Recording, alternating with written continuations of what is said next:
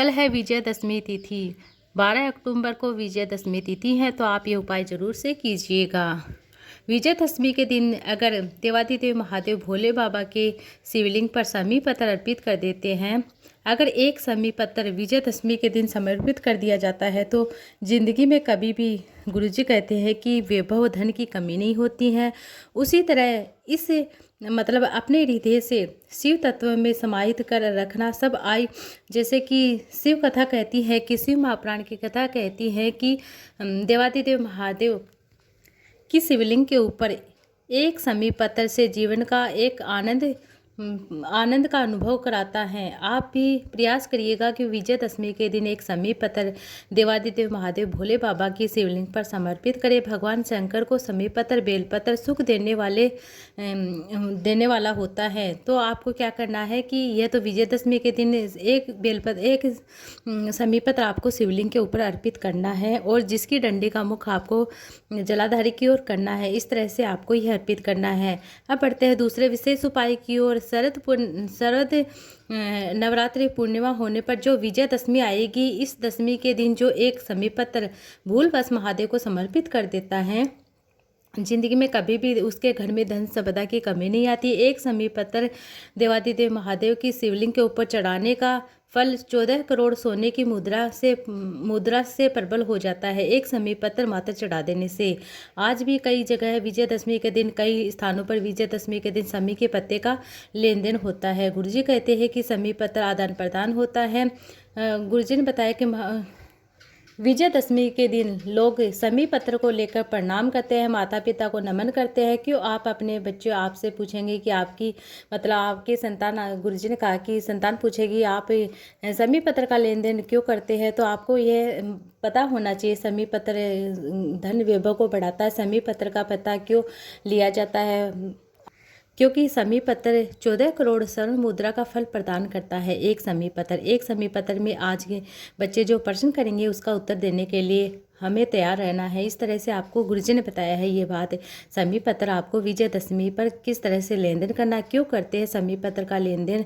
शिव के मंदिर में जाना, समी के पत्र की आपके एक पत्ती आप शिवलिंग के ऊपर जरूर चढ़ाना विजयदशमी के दिन। केवल यह विजयदशमी के दिन धन संपदा को बढ़ाने वाला ये उपाय है। आपको क्या करना है, गुरुजी ने बताया कि अगर हम बेलपत्र वृक्ष के नीचे या समी वृक्ष के नीचे भूलवश भी हम कोई भी जैसे कि पार्थिव शिवलिंग का निर्माण कर लेते हैं, भूलवश भी हम जल अर्पित कर देते हैं, भूलवश हम समी पत्र अर्पित कर दे, बेलपत्र अर्पित कर देते हैं, संसार में कहीं ना कहीं हमें सुख का अनुभव कराता है, हमें सुख प्रदान करता है, उसके जीवन में दुख नहीं आता है। गुरुजी ने बताया कि तीसरा उपाय इस तरह से है कि जैसे कि शरद पूर्णिमा से लेकर कार्तिक की जो पूर्णिमा है, उस बीच में आपको क्या करना, कार्तिक महीने में जब जैसे कि शिवरात्रि आएगी, प्रदोष आएगा, सोमवार आएगी, अष्टमी तिथि आएगी, तो आपको ये उपाय करना, क्या करना है, जैसे कि 1 रुपया घर में कमा रहे हैं, ₹1.25 घर में कमा रहे हैं, ₹1.25 घर में कमा रहे हैं, 1 रुपया खर्च हो रहा है, ₹1.25।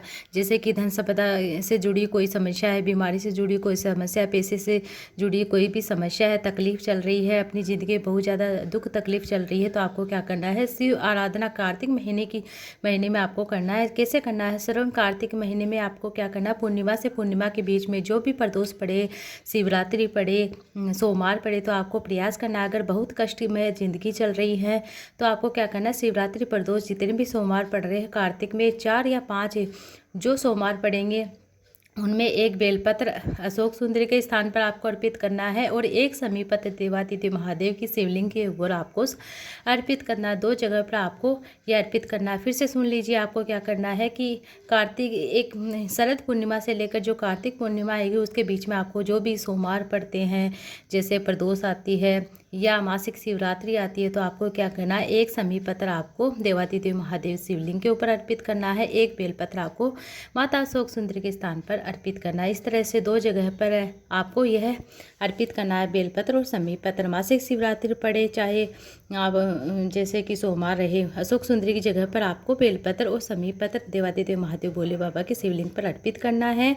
आपके जीवन का जो आनंद होता है, अपने हृदय की कामना है, अपने हृदय के भाव है, कार्तिक माह का जो महीना होता है, भगवान जैसे कि नंद कार्तिकेय जी के लिए मूल होता है, भगवान सडानंद कार्तिकेय के लिए होता है। जब तारकासुर का संहार किया था तब तारकासुर को जब मार दिया था षडानन कार्तिकेय ने, तब 33 कोटि देवी देवता ने कार्तिकेय जी को वर प्रदान किया था कि कार्तिक जी को वर प्राप्त हुआ था लक्ष्मी जी ने, और भगवान नारायण ने कार्तिकेय जी को कहा था कि स्कंद देव, हे कार्तिकेय, कार्तिक महीने में जो दीपदान करता है उसके घर में कभी भी धन संपदा की कमी नहीं आती है। कार्तिक महीने में दीपदान अवश्य करें। कार्तिक महीने की दीपदान का बहुत अधिक महत्व होता है। जैसे कि लक्ष्मी और नारायण ने कहा है कि तब ब्रह्मदेव प्रकट होते हैं और देवादिदेव महादेव प्रकट होते हैं। माँ पार्वती के साथ ब्रह्मा जी प्रकट होते हैं, देवादिदेव महादेव और माता पार्वती के साथ प्रकट होते हैं, और ब्रह्मा जी ब्रह्माणी के साथ प्रकट होते हैं, वर प्रदान करते हैं। कार्तिकेय जी को वर प्रदान करते हैं कि कार्तिक महीने में भूलवश भी अगर कोई बेलपत्र समीप पत्र दोनों एक साथ आपकी बहन अशोक सुंदरी के स्थान पर आपके पिता देवादिदेव महादेव भोले बाबा को समर्पित कर देता है कार्तिक महीने में, तो कार्तिक महीने में देवादिदेव महादेव कहते हैं कि उसे कुबेर भंडारी उसका हाथ पकड़ ही लेते हैं, उसके घर में कभी भी धन संपदा की कमी नहीं आती। जो बेलपत्र यह आप समर्पित करेंगे माता अशोक सुंदरी के स्थान पर, एक समीप पत्र समर्पित करेंगे देवादिदेव महादेव भोले बाबा की शिवलिंग के ऊपर, और आपको डंडे का मुख जलाधारी की ओर करना है। इसमें एक चीज़ का आपको स्मरण करना है कि जब आप माता अशोक सुंदरी के स्थान पर बेलपत्र चढ़ाए तो डंडे का मुख आपको जलाधारी की ओर करना है। डंडे का मुख आपको क्या करना है, देवादिदेव महादेव का जो खाली स्थान होता है उस ओर करना है, खाली वाली जगह होती है उस ओर करना है। और समीप पत्र का मुख आपको, जैसे कि आपने बेलपत्र चढ़ाया उसी की ओर आपको समीप पत्र करना है, उसी ओर आपको यह करना है। बेलपत्र के डंडे का मुख रखना है, उसी ओर समीप पत्र के डंडे का मुख रखना है। देवादिदेव महादेव भगवान, देवादिदेव महादेव, माँ जगजननी माता पार्वती और ब्रह्मदेव और ब्रह्माणी षडानन कार्तिकेय को वर प्रदान। संसार में जो चीज़ दो चीज़ें दो लोगों से नहीं पूछी जाती है। गुरुजी ने कहा कि पूरे संसार की 2 चीज़ें ऐसी होती है, जैसे कि स्त्री को कभी भी उसकी आयु नहीं पूछी जाती है और पुरुष से कभी भी उसकी आय नहीं पूछी जाती है। गुरुजी ने बताया है, बहुत ही आसान सी जानकारी दी है, तो आपको यह कर लेना है। ये मेरे द्वारा बताए गए उपाय की जानकारी अगर आपको अच्छी लगे तो वीडियो को लाइक कीजिएगा, शेयर कीजिएगा, कमेंट बॉक्स में आपको श्री शिवाय नमस्तुम जरूर से लिखना है। अब बढ़ते हैं अगले जानकारी की ओर। गुरुजी ने कहा कि भगवान देवादिदेव महादेव की शिवलिंग पर जो भी जल चढ़ाता है उसकी सभी मनोकामनाएं देवादिदेव महादेव पूर्ण करते हैं। जैसे कि नारायण भगवान ने भी शंकर भगवान को जल चढ़ाया था, ब्रह्मा जी ने भी शंकर भगवान को जल चढ़ाया था, गणेश जी ने भी शंकर भगवान को जल चढ़ाया था। ये थी आज की जानकारी। नमस्कार।